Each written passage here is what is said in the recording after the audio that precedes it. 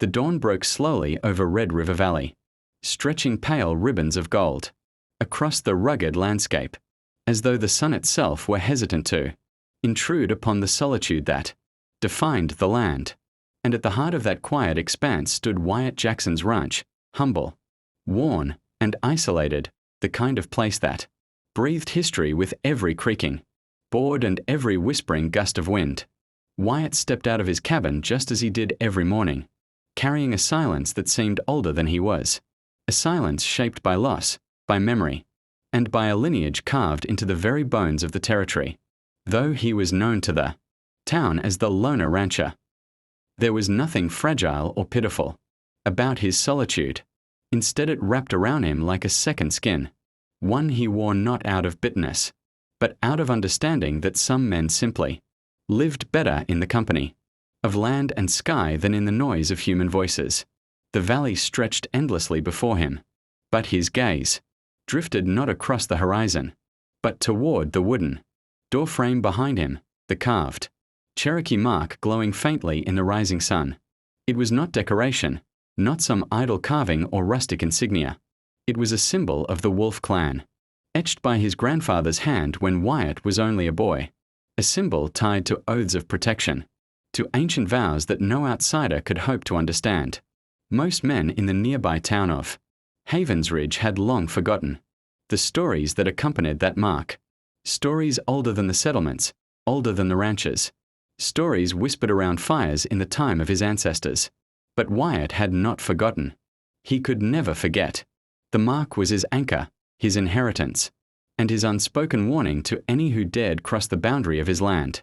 As he stepped off the porch, the quiet of morning felt different, not broken yet, but disturbed, unsettled, as though the land itself sensed approaching danger. His horses shifted restlessly within the corral, stamping the earth with unusual agitation. Birds that normally chattered at sunrise instead remained perched in silence. Even the wind moved strangely, carrying with it a chill that didn't belong to the season. Wyatt breathed in slowly, letting instincts older than his own lifetime whisper warnings he didn't need words to understand. Trouble was coming, not someday, not in vague rumor, but today. And trouble in Red River Valley always traveled with dust, arrogance, and horses moving faster than reason. In the quiet distance, Wyatt heard it, the faint echo of hooves, not many at first, but enough to ripple across the valley floor like a rising heartbeat. The sound grew louder, steadier, confident, and with every passing second, Wyatt felt the edge of the storm sharpening. He walked calmly back to the cabin, his boots crunching against the dry earth, and leaned a hand against the doorframe, tracing the mark with his calloused fingertips. His grandfather's voice whispered in his memory, "Steady as the wind, the Wolf clan does not hunt without cause, but when they guard their own, not even thunder can shake them." Wyatt closed his eyes momentarily, letting the strength of those remembered words settle into his core. When he opened them again, he gazed out across the valley just in time to see the dust rising over the ridgeline. 8 riders.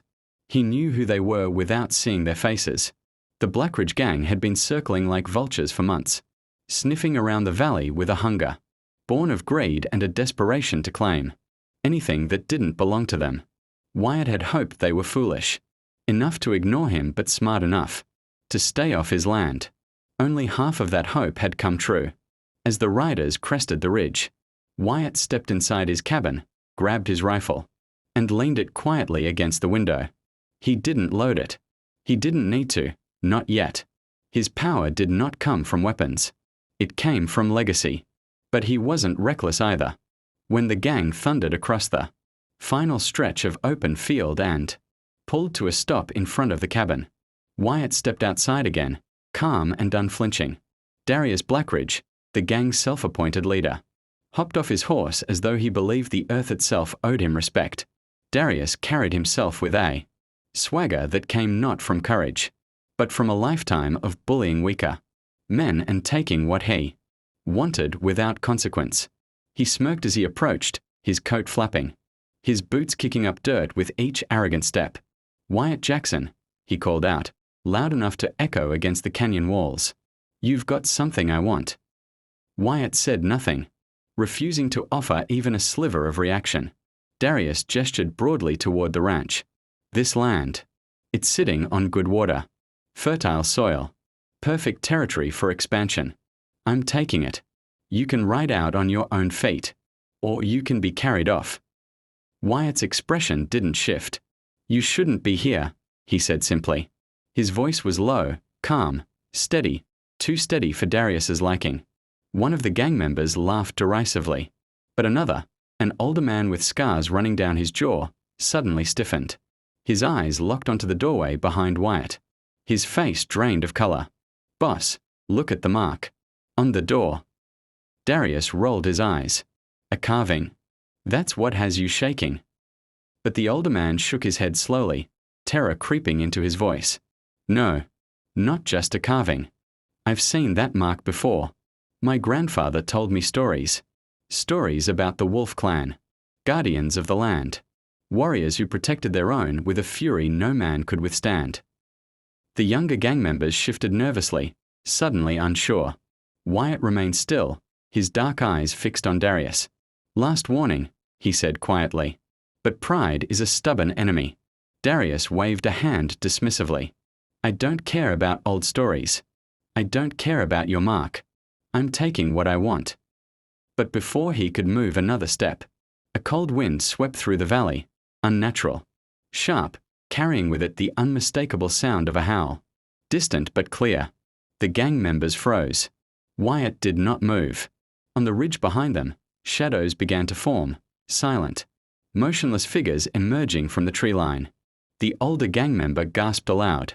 Boss, those are Cherokee riders. Real ones. Wolf Clan descendants. They're still out here.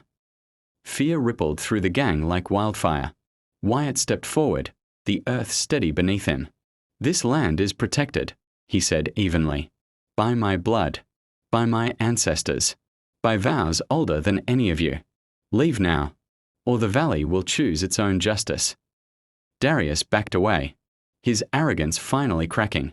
The shadows on the ridge grew clearer, more defined, more numerous. The howl echoed again, closer. The gang panicked. And in that moment, every man among them understood one truth. They had not come to threaten one man. They had trespassed on sacred ground.